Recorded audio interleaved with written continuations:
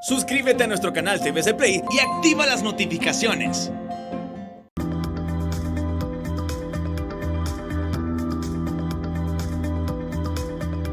Muy buenas, bienvenidos al banquillo, gracias por estar con nosotros. Les saludamos desde los estudios centrales de TSI. A 12 días de las elecciones, seguimos revisando el panorama político del país.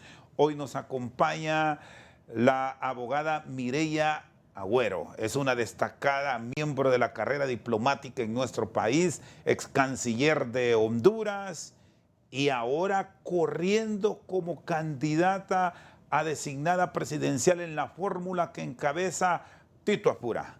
Abogada, ¿qué tal? Buenas noches, bienvenida. ¿Cómo es que volvió a la actividad después de un retiro que la había llevado al sur del país? Qué gusto saludarle. Igualmente, Rosendo, de verdad, cuánto tiempo. Y encantada de estar en este momento con usted. Sí, definitivamente había entrado yo a un retiro voluntario. Siempre activa definitivamente en los temas académicos y profesionales, pero no un poco en este espectro de visibilidad a lo que nos ha traído Tito. Como un amigo de 50 años me invitó a acompañarlo en esta empresa y finalmente con ese sentido de responsabilidad por el país no tuve otra alternativa sino decir que sí, Rosendo. Sí, ¿cuál es la función? ¿Cómo han trabajado en estructurar una propuesta política para tratar de llegar a la presidencia de la República en la fórmula que encabeza Tito Apura? Tito es una persona de una claridad meridiana alrededor de cuáles son los temas prioritarios para el país, Rosendo. En ese sentido, no ha sido para nada difícil para él hacer una priorización de lo que son las grandes líneas de un plan de gobierno. Es decir, que cuando usted oye a Tito Apura decir que él tiene dibujada en su cabeza a Honduras, créaselo. La verdad es que es un hombre que tiene, repito, una claridad alrededor de las prioridades. Está claro, en primer término, de que hay que hacer una revisión institucional en Honduras, que tenemos que, desde ese punto de vista, revitalizar nuestro sistema democrático, recordar cuál es nuestra forma de gobierno, un gobierno republicano, un gobierno basado en el principio de legalidad, de que nadie está por encima de la ley, de que estamos todos listos para entrar a una democracia más participativa desde el punto de vista del programa de descentralización municipal, que es el gran sueño de Tito. Él piensa que una verdadera democracia se vive desde el nivel local y entonces cuando él piensa del fortalecimiento municipal, piensa en que ahí se van a decidir y ahí se van a ejecutar de manera priorizada, eficaz, inmediata, los proyectos educativos, los proyectos de salud, los proyectos de infraestructura, los proyectos de vivienda, los proyectos de protección de recursos hídricos, de mitigación de desastres naturales, es decir, todo alrededor de lo local, alrededor de los 298 municipios del país. Y en ese sentido, Tito está absolutamente claro que este es una manera de revitalizar la democracia y que de verdad haya también una rendición de cuentas desde lo local. ¿Quién mejor que el pueblo mismo para decir los proyectos se están ejecutando como queremos, con las expectativas que deseamos, de acuerdo a las prioridades que deseamos? ¿Y cómo visualizan un gobierno con una descentralización auténtica? Porque aquí la gran crítica que ha venido, y situémonos en el manejo que hemos tenido con gobiernos de corte liberal y gobiernos de corte nacionalista, que van aislando a alcaldes que no simpatizan con nuestra ideología, con nuestro color, y hasta que los ven de menos. ¿Siente que es un tiempo adecuado ahora para una nueva visión de país, que a un candidato a alcalde que resultase ganador, estamos hablando de un hipotético más allá del 25 de enero próximo, cuando los alcaldes toman posición, si el presidente es de otro partido, no se le va a atender porque aquel alcalde, en este caso que planteamos, podría ser de Libre o del Partido Liberal, que son los que en realidad tienen más opciones junto al Partido Nacional. No estamos de acuerdo, Rosendo. Esa ha sido un poco la realidad vivida.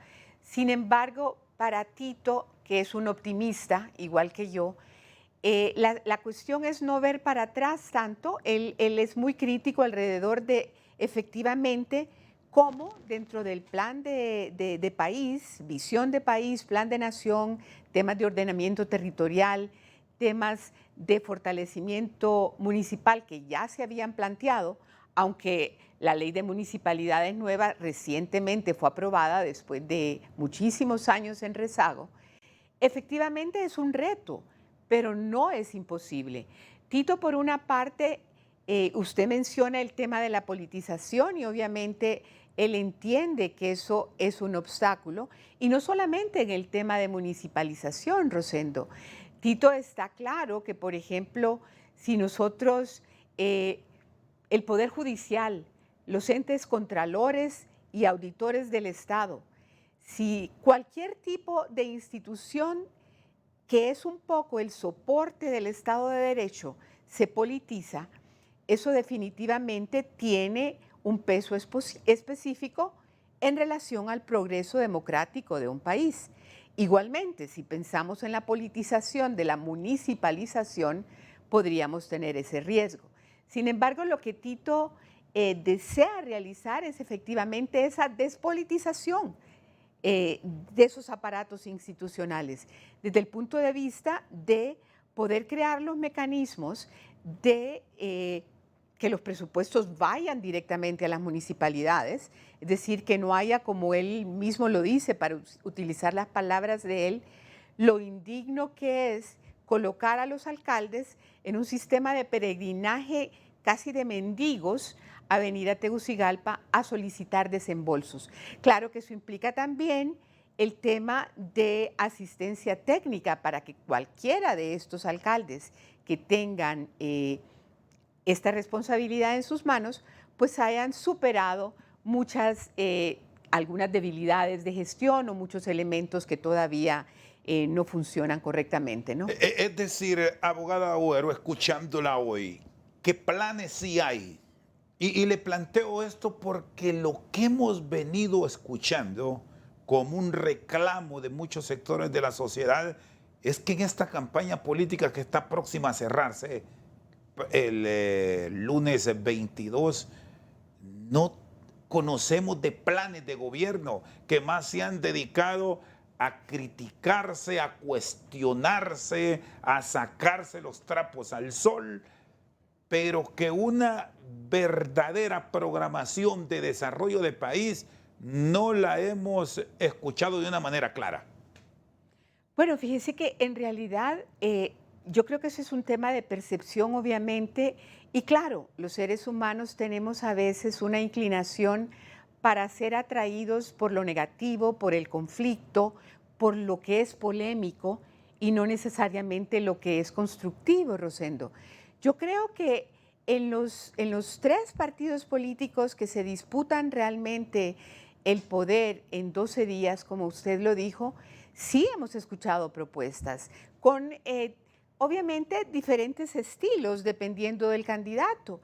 Y le soy sincera, por ejemplo, alguien como yo, que como decía, soy una optimista redomada, y usted mencionaba un poco la inquietud sobre el tema de conflictividad como contexto de fondo en este proceso o en este momento preelectoral.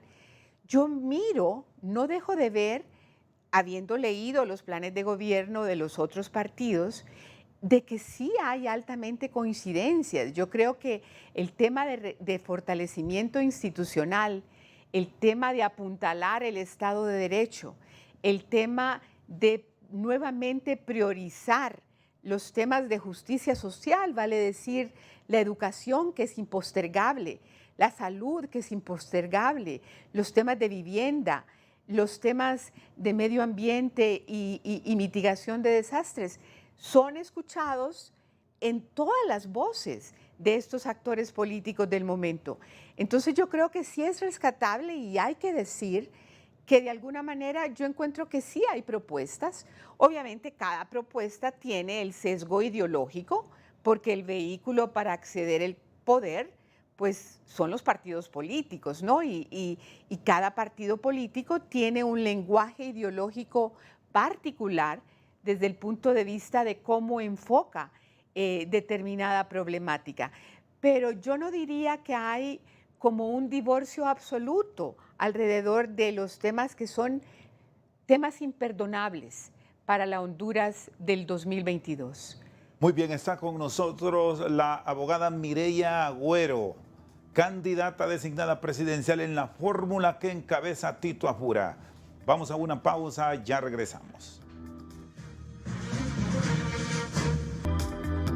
Seguimos al banquillo, está con nosotros la abogada Mireya Agüero. Usted me planteaba del fortalecimiento de varias áreas, de mejorar condiciones de país.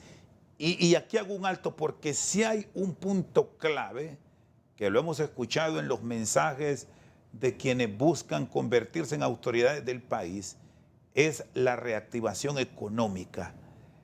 ¿Qué visión se tiene por parte de los designados y la cabeza de la fórmula para este tema en un año, que estamos próximos a recibirlo, que seguiremos hablando de problemas sanitarios como prioridad porque debemos seguir enfrentando el COVID y ahora el dengue y la calamidad del sistema sanitario público que, contrario a mejorar en los últimos años, empeoró? Abogada Agüero. Claro, Chendo, yo creo que lo que usted acaba de mencionar nos brinda el contexto de esta reactivación económica. Por una parte, como usted muy bien lo ha dicho, estamos en un momento en que hay una recesión económica a nivel mundial producto de la pandemia, por una parte. Esta es una realidad en que aún los países industrializados, los países del primer mundo, y lo acabamos de escuchar constantemente, por ejemplo, en los discursos que los países del G20 en esta última reunión del COP26 en Escocia, les costó tanto llegar a algunos de los importantes acuerdos en temas de cambio climático, precisamente porque los compromisos climáticos que son ineludibles afectan en algunos momentos algunas de las industrias locales de estos grandes países. Es decir, que cuando hablamos de recesión económica, hablamos del impacto de la pandemia en Honduras particularmente, hablamos también del impacto que nos dejaron estas dos tormentas tropicales el año pasado.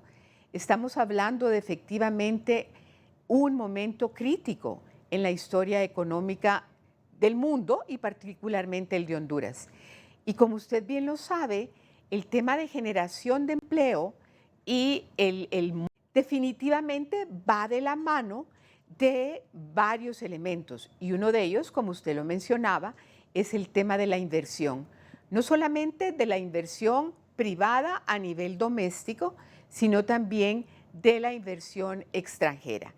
¿Qué ha pasado? Han habido una cantidad de elementos que han puesto en precario el proceso de inversión o de atracción de inversión extranjera directa en Honduras. Y así a corto plazo se puede pensar en un plan ideal para atraer esta inversión al país. Estamos creando el ambiente óptimo para que empresarios de diferentes partes del mundo, porque ahora esto está globalizado. Antes solo mirábamos Estados Unidos, ahora es mucho más amplio el escenario. Hay ese ambiente para que vengan, para que pongan plata en medio de esta vorágine de hechos delictivos, con aspirantes a cargos de elección popular, por cierto, señalamientos por corrupción. Solo para señalar 2 puntos, abogada. No, definitivamente por un lado es el tema de percepción, ¿verdad? Hace unos días cuando estábamos presentando las líneas de gobierno que acompañé al candidato al COEP, por ejemplo, hubo efectivamente muchísimas interrogantes en ese sentido alrededor de las posibilidades de inversión y cuáles eran algunos de estos temas que mirábamos como ineludibles, ¿no? Y naturalmente el tema de la percepción en cuanto a los indicadores y a dónde fallamos como un país confiable por los temas que usted ha señalado, temas que tienen que ver con debilidad en el Estado de Derecho, corrupción, etcétera, efectivamente, y que son procesos difíciles, pero creo que Tito tiene una idea clara de cómo poder empezar a cambiar la narrativa. Eso es lo que yo les decía un poco a los miembros del Consejo Hondureño de la Empresa Privada. Es decir, que creo que por una parte los mismos hondureños nos hemos dedicado a mal vender la imagen de Honduras. Nosotros mismos hemos hecho una narrativa completamente negativa cuando en realidad no es así la realidad nacional. Es decir, que estamos de alguna manera socavando las posibilidades que, por cierto, en el concierto internacional, independientemente de los impactos de que hablábamos, hay otros elementos de posibilidad. Solo para mencionarle dos, Rosendo, yo veo, por ejemplo, todo el tema de esta tensión en las posibilidades comerciales y de inversión que se dan en el escenario internacional entre Estados Unidos y China, dan la posibilidad a socios comerciales y a socios estratégicos de Estados Unidos más cercanos a el tema de lo que se llama el nearshoring, es decir, ver posibilidad de que industrias que están en este momento ubicadas en China continental pudiesen decidir que es más rentable, más seguro y que hay varias ventajas comparativas desde el punto de vista de transporte, de mano de obra, de situaciones logísticas, varias cosas en que se pudiesen traer este tipo de inversiones a Honduras o el resto de países más cercanos a Estados Unidos. Y el otro tema es todo lo que se ha desarrollado últimamente, la inteligencia de mercados.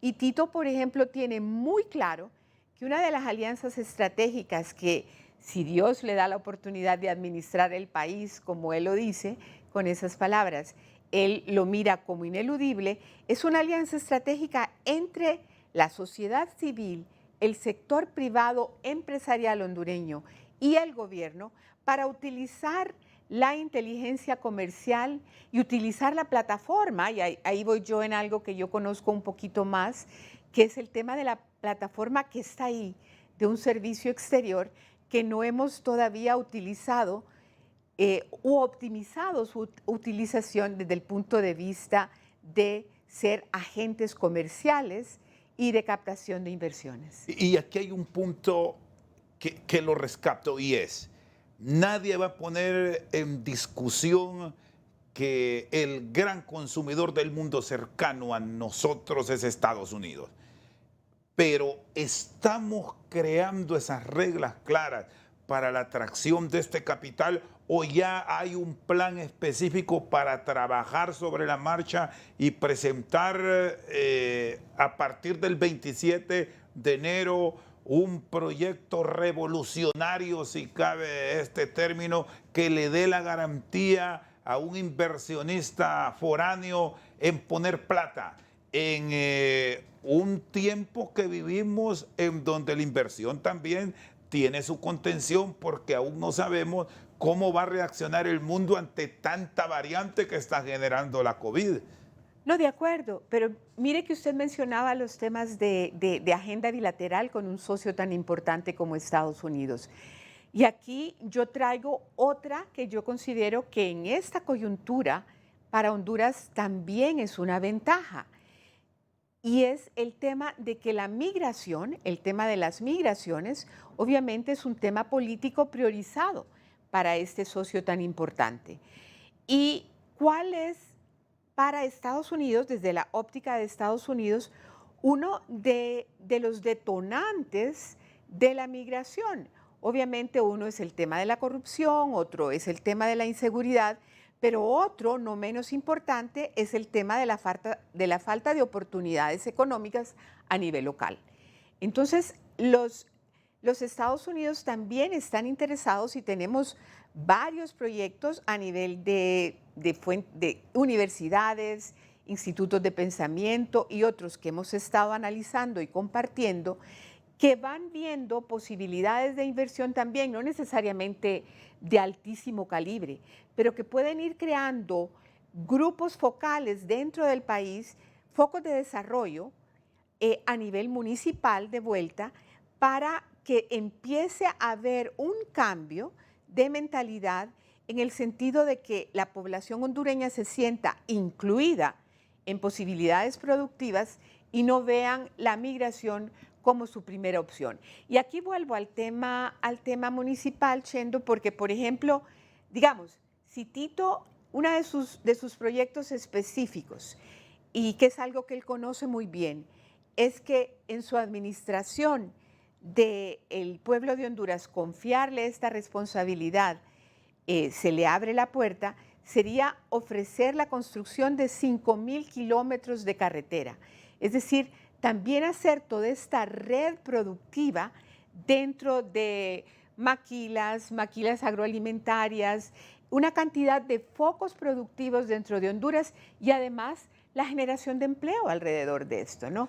Entonces es como que hay varios elementos que se van como conjuntando y eso es importante en un plan relativamente sencillo, como es el plan que concibe Tito, que no es de 200 páginas, es de 3 páginas, pero que sin embargo con esta visión absolutamente pragmática y como él dice, esta diferencia de ser un político que ha sido formado en la empresa privada, en el trabajo desde una empresa privada, tiene ese conocimiento de dos mundos, que es una habilidad que yo considero altamente deseable en el momento que vive Honduras.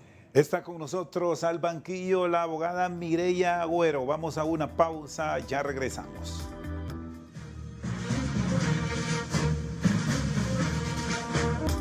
Seguimos al banquillo, está con nosotros la candidata designada presidencial en la fórmula de Tito Afura, la abogada Mireya Agüero. Fue canciller de la República y antes de entrar en algunos temas también de país, diplomáticamente, este tiempo que vivimos hoy, ¿cómo lo llaman ustedes, los del servicio exterior?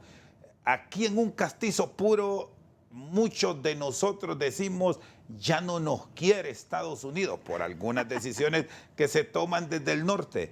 Un ejemplo que se presenta de este fin de semana es, hay una importante reunión en los Estados Unidos para hablar de política, de democracia, de desarrollo de países, y vea que a Honduras no lo han invitado.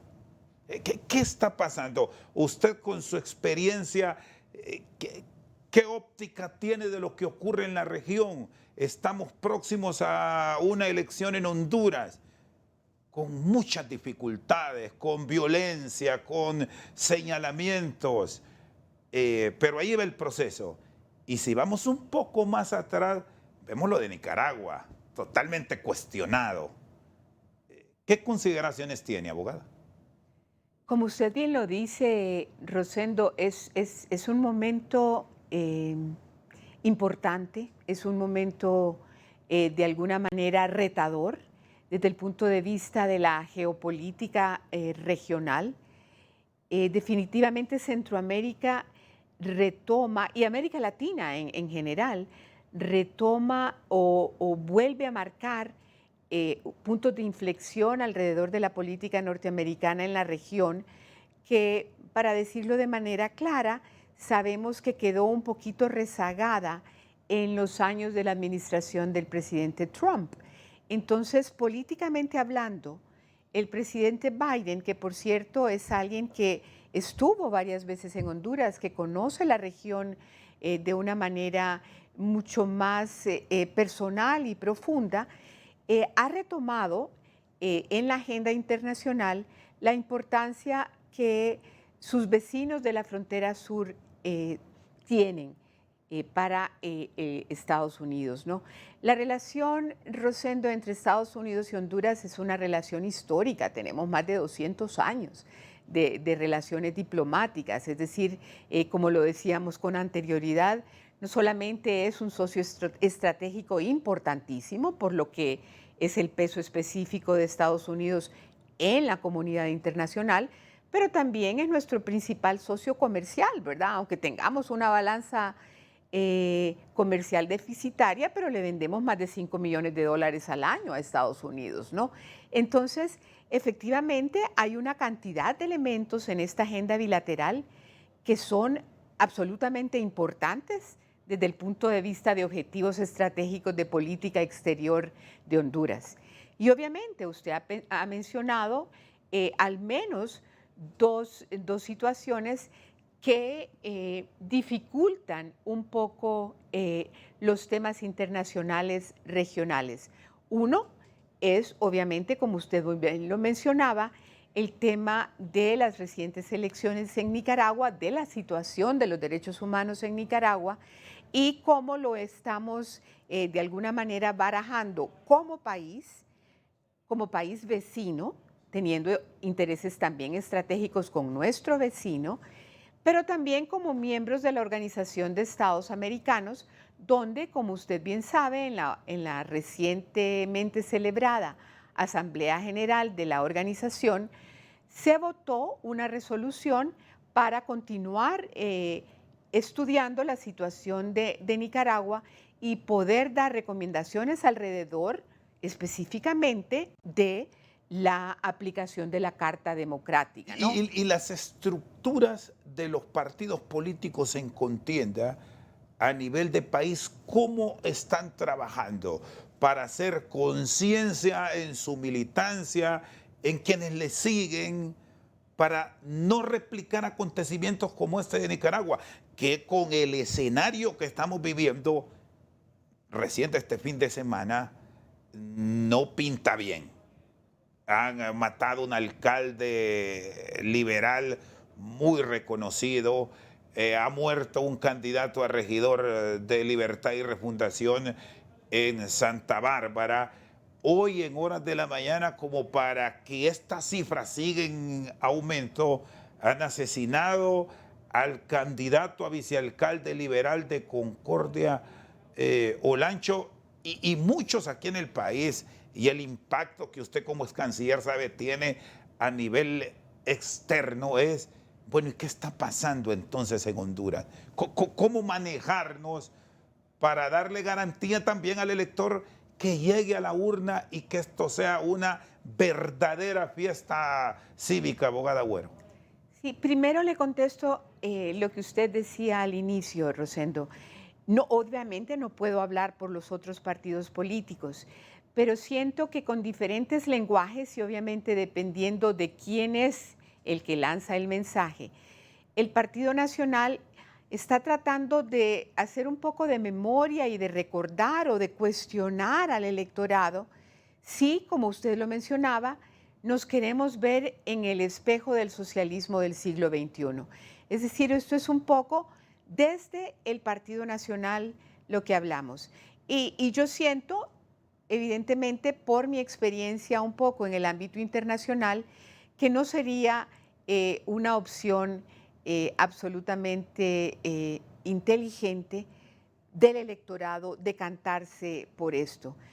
Claro, obviamente cada quien tiene su concepción ideológica, la respetamos y ahí viene el otro asunto, porque yo creo, Rosendo, que independientemente de cómo cada partido político lance su mensaje alrededor de estos temas, lo que debe privar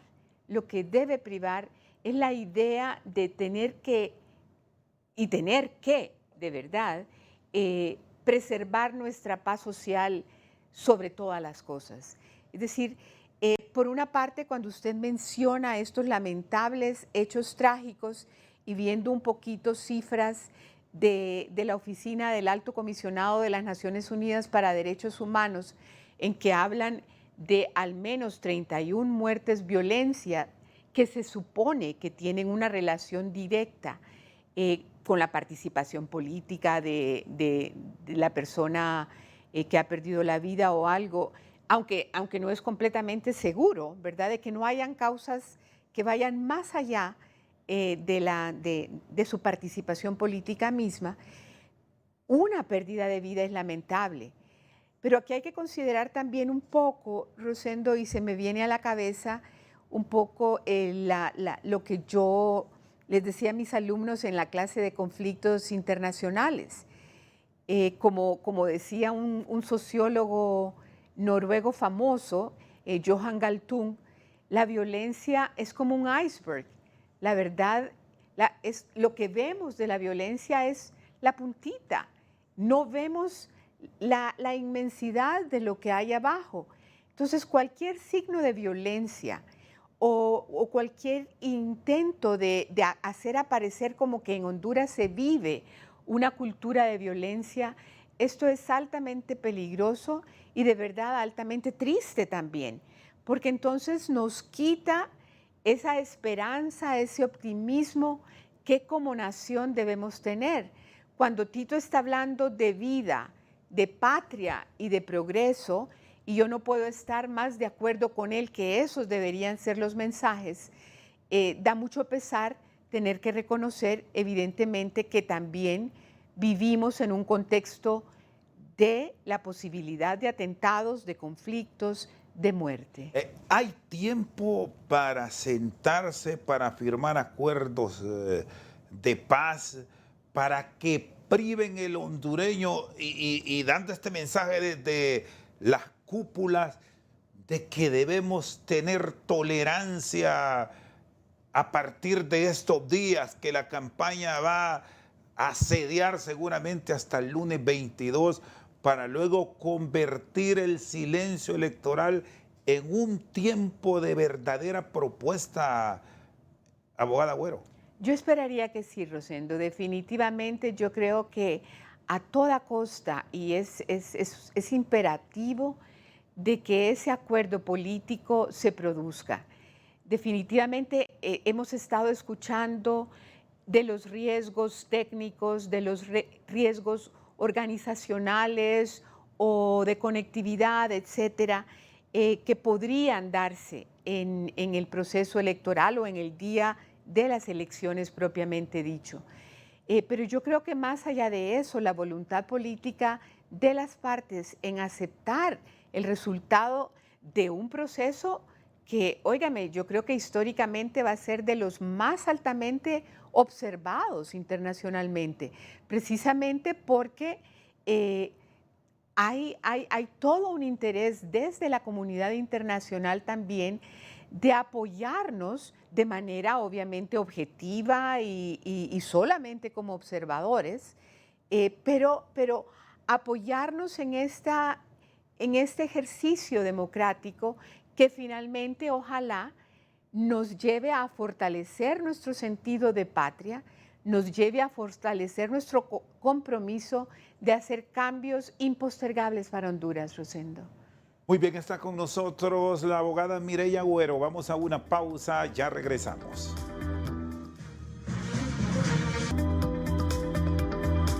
Seguimos al banquillo, está con nosotros la abogada Mireya Agüero, candidata designada presidencial en la fórmula de Tito Apura. ¿Han medido, abogada, qué tanto impacto ha generado eso de que ustedes son una propuesta de desarrollo de país y no comunismo? Le confieso que personalmente no tengo una experiencia de medición en esto, ¿verdad? No le podría decir. Sé que dentro del partido y la estructura de comunicación me imagino que se estarán haciendo este tipo de trabajos, pero no. La verdad es que por una parte tampoco, y este sí es una apreciación personal, Shendo, yo creo que tampoco hay que insistir mucho en los temas de ideología. Es decir, antes me refería a que es evidente que cada uno de los partidos tiene un mensaje ideológico de cómo se visualiza la forma de gobierno, etcétera. Pero lo que estábamos hablando antes, Shendo, el tema aquí yo creo que es posicionar sobre todas las cosas lo que nos une y no lo que nos diferencia, ¿no? Pero sí, obviamente, tratando un poco de aclarar algunas dudas del electorado. Y hablando de aclarar, Chendo, creo que cometí un error más que todo de vocalización cuando me refería al intercambio comercial entre Estados Unidos y Honduras, y en vez de decir 5 billones, es decir, 5.000 millones de dólares, dije 5 millones. Es decir, estamos hablando de billones en ese caso, ¿no?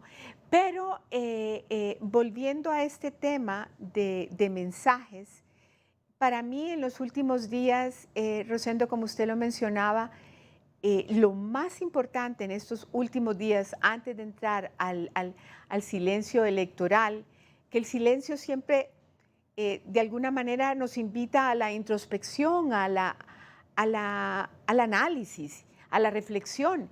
Y yo creo que todos estaríamos de alguna manera invitados precisamente a hacer un poco de ese trabajo introspectivo, y los que todavía no están listos para dar su voto, que salgan a votar. Es decir, que nunca debemos subestimar la importancia del ejercicio del sufragio. Es decir, es parte de la democracia. La democracia electoral es una parte de la democracia, pero es una parte importante. ¿Qué concepto están registrando del votante, del elector, del simpatizante y del ciudadano en general hacia el político? Por estos números que ha dado el sistema de administración de rentas, hoy le planteo este interrogante. En la elección primaria eran 32.000 aspirantes a cargo de elección popular en todos los partidos políticos.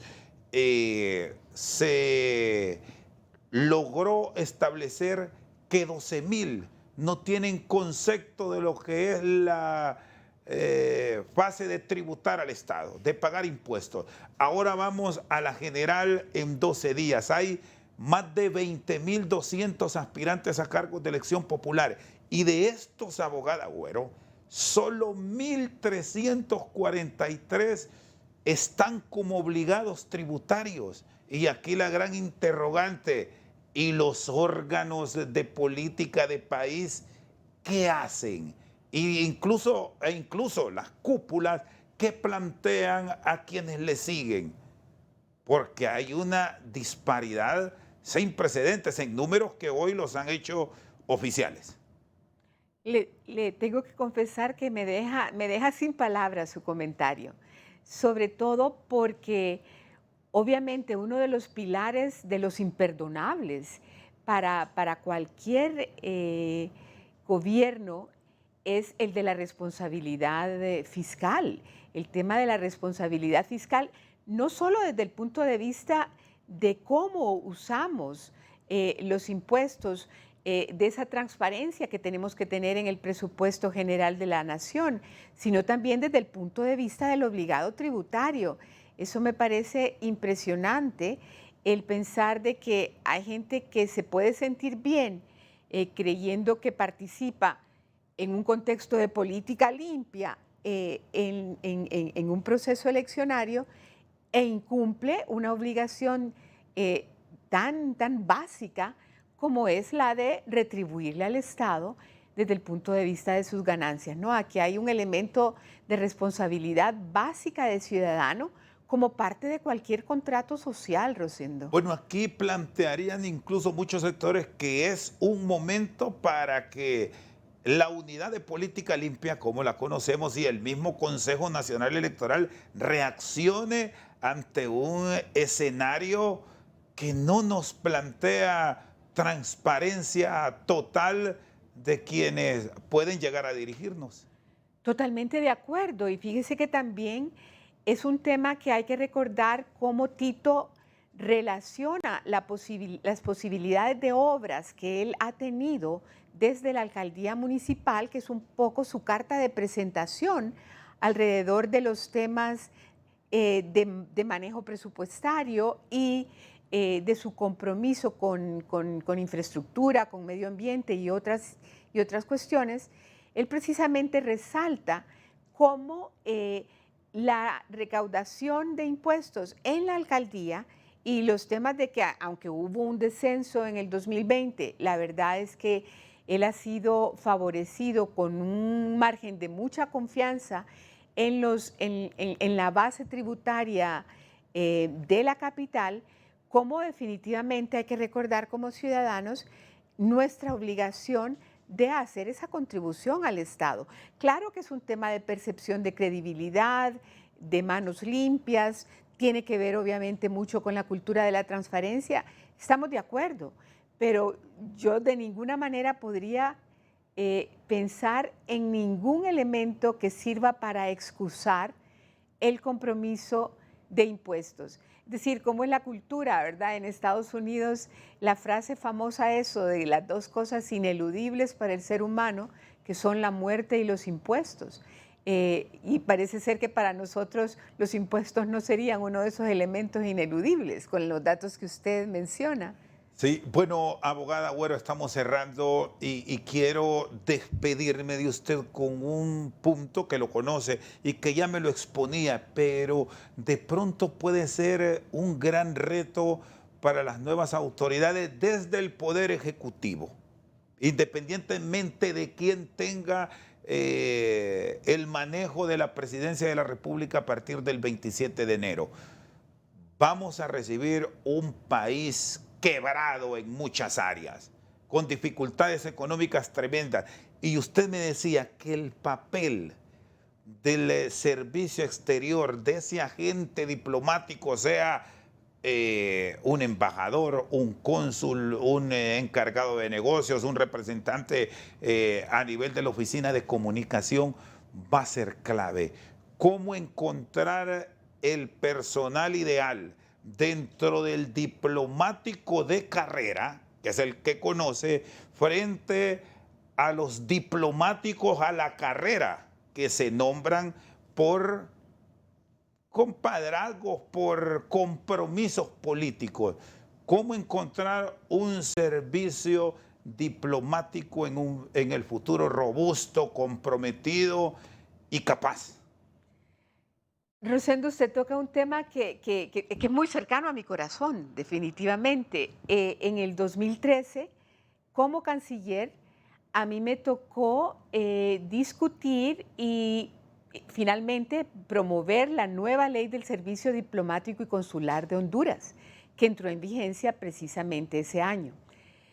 Es un tema de cumplir la ley. Aquí es otra vez el tema del principio de legalidad. No tenemos que inventar nada nuevo, la ley está ahí.